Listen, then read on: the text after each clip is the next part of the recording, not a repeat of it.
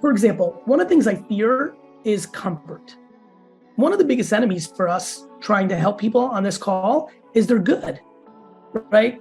They're part of a 2-income family. They're good. I can give you 30 examples that are good. Loving relationship, good kid. Like they've got their shit together. They don't need a Lamborghini or Mercedes or a second house to fulfill their insecurities. They're plenty secure. They make enough money. Their savings, they're good. The problem is technology is either your best friend or your enemy, right? It's like a big wave for a surfer, right? Either you're gonna grab the surfboard and ride it and it's gonna be epic, or it's gonna get you, right? And so first, there's many different answers to your question. One is getting the people that are complacent, understanding that people are coming for them.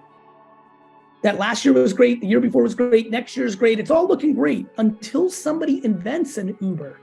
I spoke at the National Black Car and Taxi Convention the year Uber launched, and I was an investor.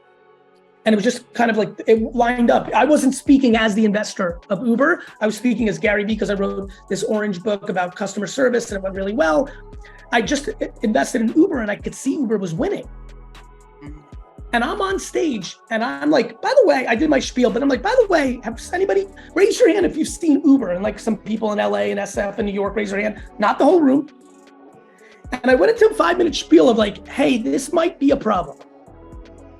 When I tell you they laughed at me, the same way, Dawn, that somebody right now, when I say somebody's coming to get you, and someone's sitting there and saying, I've been dominating Short Hills, New Jersey, or Beverly Hills, or Topeka, Kansas for 20 years. Gary, I love you. You're entertaining. I get it, but not for me. 20 years, 59 clients who've always been with me, 3rd generation families. I got the grandkid now. Not for me, Gary. And they don't realize that like you've got to continue to future-proof your business with new technology because you can get caught. And I want to remind people here that a lot of you built your businesses by taking market share from the person that you out-innovated with Google AdWords, a website, direct mail, working harder by hustling in the local area, innovating. Like you did that and somebody can do that to you. And so like, just don't chill, right? And Denise is right. Into it with AI, and they're already making moves. They're already doing other things that we're all seeing as the email comes in. You're like, what are they doing now? And it's like, well, just stay ahead of them. We can stay ahead of them. And honestly, it's probably going to be hard to stay ahead of big tech companies. Just staying a hair more contemporary and on it than a lull state will service people well here. Right? Just sending an email to all your clients to talk about doing a Zoom like this with all of them about how to use AI. That's like left field. Let me give you a weird strategy, Dawn. Send an email to all your clients saying, I'm doing a Google Hangout. And now this is after 3, 4, 6 months of playing with AI yourself because you can't talk out of your ass. For all my clients, I'm just doing a little 5 minutes, literally 6:15 to 6:45, 30 minutes on some fun things about AI. I think we all know AI is out there. I'll show you what I've been thinking about. That 30 minutes for the 10% of your clients that show up to the Zoom, where you really just talk about AI in general, not from a CPA standpoint, will make every one of your clients that got that email subconsciously understand that you're staying ahead, thus rendering them not to consider to move from you. I do think Gen Z and Gen Alpha for sure, which is a little further away, but there's some youngsters on this call. But Gen Z is showing very clear indication that they're not going to use their parents' accountant will. Like they're very, very, very, very cynical to their parents' generation. There is a generation war of boomer, millennial versus Gen Z, and it's manifesting as a ha ha ha on TikTok, but it's showing up in business results. We're seeing the lowest conversion of generational service providing. And it's a big fear for me for a lot of people here. And I hate this generational stuff. One of the best, please can we just stop saying Gen Z's, like every person's different. Like generalization of generations is hurting us. Look, I think this goes back to what I was alluding to, Logan. I really do want people here to make 3 or 4 or 5 TikToks describing CPA 101 or taxes 101. I think relevance is going to matter. And I know that people are like, wait a minute, I'm not making a TikTok. I'm like, cool, but go put in CPA hashtag CPA or hashtag taxes.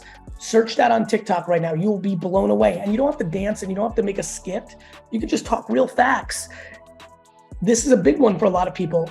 Gen Z is using TikTok as a search engine over Google in a real way. And a lot of you get your business from Google. Things are changing. And so, I really, really, really want to make sure that especially for the people here who plan on doing business for the next 20, 30 years, even 10, that they're starting to get to a place where the requirement of making a little bit of content in these platforms really matters, because they're you don't even need the content. It's similar to what I just said earlier, creating a TikTok and making 10 videos, just having it. When Gen Z client looks at you and looks for your TikTok and sees that you're there, there's a level of confidence that you understand, because they're asking questions and they're thinking about it differently, and they don't want to pay your fees if they can get around it. And Intuit with AI or other things is going to be a thing. And so you're going to have to win on people skills like you always have. And I think relevance is going to matter. And I think a little bit of content on TikTok will go a long way for a lot of people here future-proofing their business. Doesn't have to go viral. You just have to show that you do it. YouTube Shorts is a secret weapon for everybody here, because YouTube is the second biggest search engine in the world and the biggest when it comes to accounting and taxes, because most people's reading comprehension isn't strong enough to read the long form content that's out there. So a lot of people are going to YouTube to watch videos and listen to information on making decisions. YouTube Shorts is short form video similar to TikTok and Instagram, but if you title it based on search queries, so you go and look on Google Trends or on Google to see what people type for, how do I do so you make a video on some new tax law and that's your video, but you title the video, even though it's not actually what's in the video, you title it, how to do my taxes in 2024, because that's how it indexes on on YouTube for search. So look, this, even for someone like me who's an advanced businessman, I am not going to stay up to date on every tax law. Most people know nothing about what you guys do for a living. Showing confidence or information to people is the quickest way to get their business. And so for the advanced group here, YouTube Shorts, even more than TikTok or Instagram, because people use YouTube to search, is a huge, huge opportunity and something people should be looking at. The other one is LinkedIn. I can't express, especially for you three panelists, I don't know where you're at on your career on this, like 2-3 posts a day. And I know that's like a daunting number, but like, as Zach said, what if you freeze up on video? Well, then talk. Like, show your tax return, video it, and talk over it. You don't have to be in the video. Not everybody is as dynamic on film as Dawn B here, who explodes off the screen with the double fist pump. Not everyone has that, and that's okay. For people that can write their asses off but aren't good on video, then LinkedIn's a fucking mitzvah, right? Instagram, you can post something like a dollar bill, but then write 10 paragraphs, and that's the post. You can do a lot of, you can go do AI generated content and say, make me a picture that has $76,000 in pennies. Now you've got an image to reinforce what Matt wants people to know, which is you're wasting $76,000. Imagine that image of like a trillion fucking pennies, and then you write. So like, there's a lot of ways to be creative and do content, but that is required. Tiff, that is required. This is a content warfare. This doesn't take a lot of time throughout your day, is what I'm hearing. It takes a lot of time to make the mental jump that Dawn was talking about.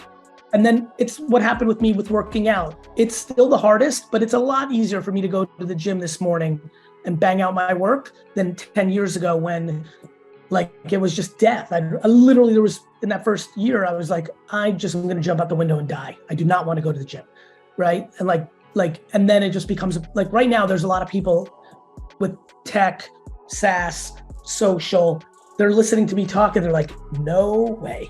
They're like, I'll let my niece do that or that. But once it becomes a habit and it doubles your business or protects your business, you're really happy you did it. Just like the people that would have died of a heart attack that didn't. I promise you, they may not know it because they'll have to wait to get to heaven when God tells them you would have died if you didn't fucking stop eating those cheeseburgers. But they will be happy when they get to heaven and realize they lived for 20 more years because they changed their health.